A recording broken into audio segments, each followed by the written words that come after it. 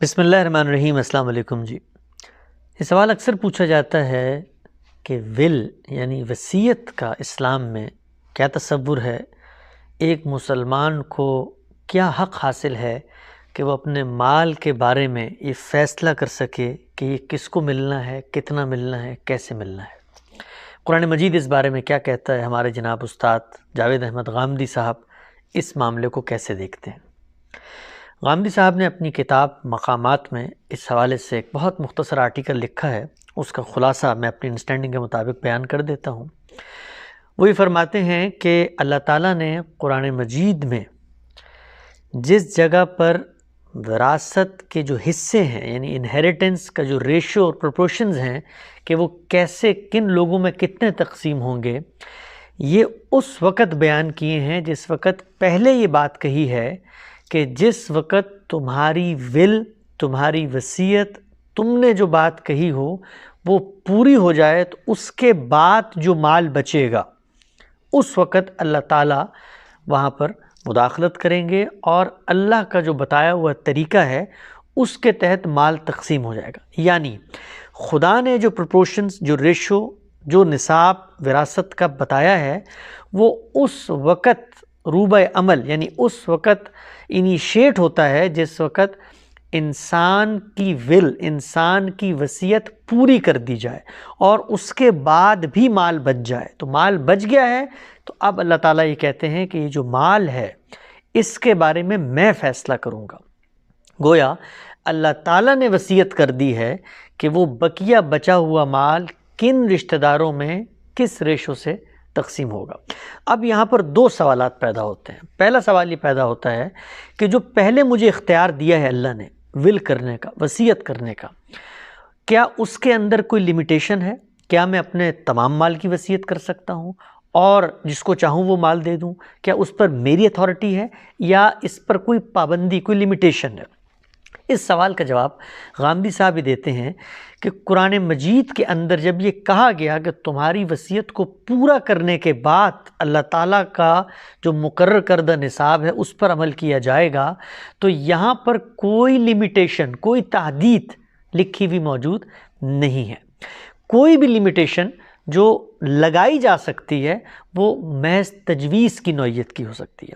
چنانچہ آپ دیکھیں کہ رسول اللہ صلی اللہ علیہ وسلم کے پاس ایک صحابی آئے اور انہوں نے پوچھا کہ یا رسول اللہ میں وصیت کرنا چاہتا ہوں، یعنی میں اپنا مال کسی غیر کو دینا چاہتا ہوں، اپنے بچوں اور رشتہ داروں جن کے بارے میں اللہ نے فیصلہ کیا ہے ان سے پہلے میں اپنی ایما، اپنی مرضی پر کسی اور کو دینا چاہتا ہوں اور میں چاہتا ہوں کہ میں سارا مال اٹھا کے اسی کو دے دوں۔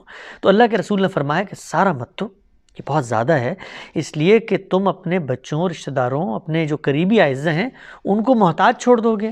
تو اس نے کہا میں پھر 2/3 دے دوں، 2/3 یعنی 66.66% دے دوں۔ تو آپ نے کہا یہ بھی زیادہ ہے۔ تو اس نے کہا پھر 1/3 دے دیتا ہوں، 33.33% دے دیتا ہوں۔ تو آپ نے کہا ہاں یہ اچھا ہے۔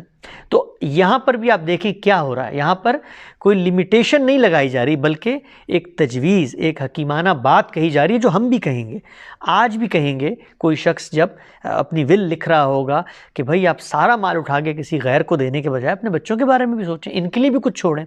لیکن اصولی بات کیا ہے کہ ول کے اوپر کوئی لمیٹیشن نہیں ہے۔ آپ چاہیں، آپ کا مال، آپ کا اختیار ہے، سارا اٹھا کے کسی کو دے دیں، کوئی دینی اعتراض اس پر نہیں لاگو ہوتا۔ یہ پہلی بات۔ دوسری بات یہ ہے کہ اللہ نے جن لوگوں کے حصے مقرر کر دیے ہیں، مثلا اولاد کے کر دیے ہیں، والدین کے کر دیے ہیں، بہن بھائیوں کے کر دیے ہیں، تو ان رشتہ داروں کے حق میں بھی کیا ول کی جا سکتی ہے؟ یعنی بات یہ ہے کہ صورت یہ پیدا ہوئی تھی کہ آپ ول چاہیں کریں جس کے بارے میں کر لیں، آپ کا مال بچ گیا ہے تو اب اللہ نے ایک ول کر دی ہے جو رشتہ داروں میں ایک خاص ریشو سے پیسے تقسیم کر دے گی۔ سوال یہ پیدا ہوا کہ کیا انہی رشتہ داروں کے بارے میں کیا میں پہلے کوئی ول کر سکتا ہوں؟ مثلا کیا میں یہ کہہ سکتا ہوں کہ میرے مثلا ایک بیٹا ایک بیٹی ہے تو میں کہوں کہ میں 75% بیٹی کو دینے کی ول کر رہا ہوں اور بقیہ 25% بیٹے کو دینے کی ول کر رہا ہوں؟ تو اس کا جواب غامدی صاحب کہتے ہیں کہ نہیں، ایسا علی الاطلاق یعنی ان جرنل نہیں کیا جا سکتا۔ اس کی وجہ کیا ہے؟ اس کی وجہ یہ ہے کہ اللہ تعالیٰ نے ان بچوں کے حق میں وصیت کر دی، اللہ نے ریشو طے کر دیا ہے۔ آپ اگر کرنا چاہتے ہیں ول تو آپ محض رشتہ داری کی بنیاد پہ نہیں کر سکتے کہ یہ تو میرا بیٹا ہے، یہ تو میری بیٹی ہے، اس لیے کہ اللہ تعالیٰ یہ کہتے ہیں کہ تم نہیں جانتے کہ بلحاظ منفعت تمہیں پوٹینشل فائدہ پہنچانے کے لحاظ سے کون تمہارے قریب ہے۔ یہ حصے اسی لیے اللہ نے مقرر کر دی ہیں۔ تو اللہ تعالیٰ نے رشتہ داری کی بنیاد پہ حصے مقرر کر دیے، اگر آپ بھی کریں گے تو گویا آپ اللہ کے حصوں کو تسلیم نہیں کر رہے۔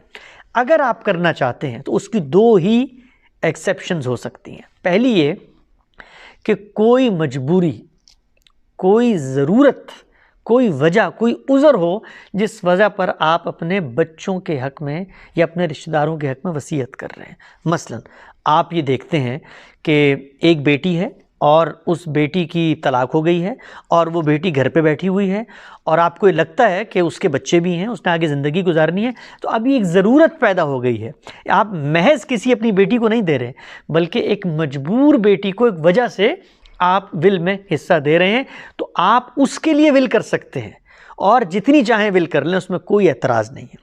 گویا رشتہ دار کے حق میں بھی ول کی جا سکتی ہے، لیکن اس پہلی شرط کے ساتھ کہ اس کی کوئی ضرورت ہو، کوئی وجہ ہو، کیونکہ اگر آپ نے بغیر وجہ کے کی تو اس کا مطلب اللہ نے جو مسئلہ حل کیا تھا کہ کس کو کتنا ملنا ہے، آپ نے پھر خراب کر دیا۔ اور بیٹا یہ کہہ سکتا ہے کل کھڑے ہو کے کہ دیکھو میرے والد نے ظلم کیا اور میری بہن کو دے کے سب کچھ چلے گا اور مجھے کچھ نہیں دیا۔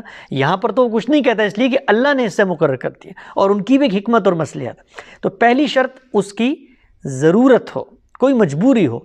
دوسری جو ایکسیپشن ہے وہ یہ کہ آپ بربنائے خدمت، یعنی اس نے آپ کی خدمت کی، آپ کے 2 بچے تھے، 3 بچے تھے، 2 جو ہیں وہ IT میں ڈگری کر کے US چلے گئے، ایک نے کہا کہ ابو بیمار ہیں، چل پھر نہیں سکتے، ان کو فالج ہے، ان کو دل کا مرض ہے، تو میں یہیں رکتا ہوں اور میں ان کی خدمت کروں گا۔ تو نہ اس نے کوئی ڈگری کی، نہ اس نے کوئی جاب کی، نہ اس نے کوئی کیریئر بنایا، وہ آپ کی خدمت میں آپ کے گھر پہ بیٹھا رہا۔ تو اب بربنائے خدمت یعنی جو سروسز اس نے آپ کو دی ہیں اس کے عوض آپ اس کے حق میں بھی وصیت کر سکتے ہیں۔ تو خلاصہ کیا ہوا بات کا؟ خلاصہ یہ ہوا کہ اللہ تعالیٰ نے ول یا وصیت کرنے کا آپ کو حق دیا ہے۔ آپ سارے مال کی کرنا چاہیں کر سکتے ہیں، لیکن یہ دیکھنا چاہیے ہر انسان کو کہ وہ اپنے بچوں کو، اپنے رشتہ داروں کو جو اس کے اوپر ڈیپینڈنٹ ہیں ان کو محتاج نہ کرے، یہ دیکھتے ہوئے وصیت کرے، پہلی بات۔ دوسری بات، کیا بچوں، والدین اور وہ رشتہ دار جن کا حصہ اللہ نے مقرر کر دیا ہے ان کے حق میں بھی ول کی جا سکتی ہے؟ اس کا جواب ہے کہ 2 کنڈیشنز کے ساتھ کی جا سکتی ہے، محض رشتہ داری کی بنیاد پر نہیں کی جا سکتی۔ پہلی کنڈیشن اس کی کوئی ضرورت ہو، اور دوسری کنڈیشن اس نے کوئی ایسی خدمت کی ہو کہ جس کے عوض آپ اس کو یہ چیز دے رہے ہیں۔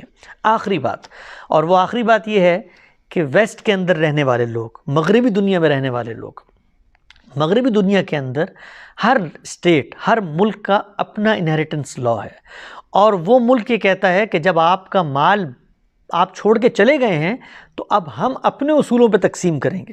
لیکن ایک مسلمان جو یہ بات سمجھتا ہے، جس کا اس بات پر پورا یقین، اعتماد اور اطمینان ہے کہ اللہ تعالیٰ نے جو حصے مقرر کر دیے ہیں وہ انصاف پر مبنی ہیں، لہٰذا ہر مسلمان جو مغربی ملکوں میں رہتا ہے اس کو یہ چاہیے ہے کہ وہ یہ ول لکھے کہ میرا جو بچا ہوا مال اور ترکہ ہے وہ اسلامی شریعت کے اصولوں کے مطابق، یعنی اللہ نے جو حصے مقرر کر دیے ہیں، ماں باپ کا اتنا ہے، میاں فوت ہوتا ہے تو بیوی کا اتنا ہے، بچوں کا اتنا ہے، اس لحاظ سے تقسیم کیا جائے۔ اگر آپ یہ نہیں کریں گے تو اس کا نتیجہ یہ نکلے گا کہ جو اسٹیٹ لا ہے، جو لا آف دی لینڈ ہے، اس کے مطابق پھر جو آپ کا مال ہے وہ تقسیم ہو جائے گا۔ تو ایک مسلمان کی یہ دینی ذمہ داری ہے کہ اگر وہ اللہ پر اعتماد کرتا ہے، اللہ کی کتاب پر اس کا اطمینان ہے، تو اللہ کے بتائے ہوئے طریقے کے مطابق تقسیم کرے اور لازماً وہ ول لکھے، اور اس ول میں اگر وہ کسی کو کوئی مال دینا چاہتا ہے وہ بھی لکھے، اگر نہیں دینا چاہتا تو پھر اس میں صراحت کرے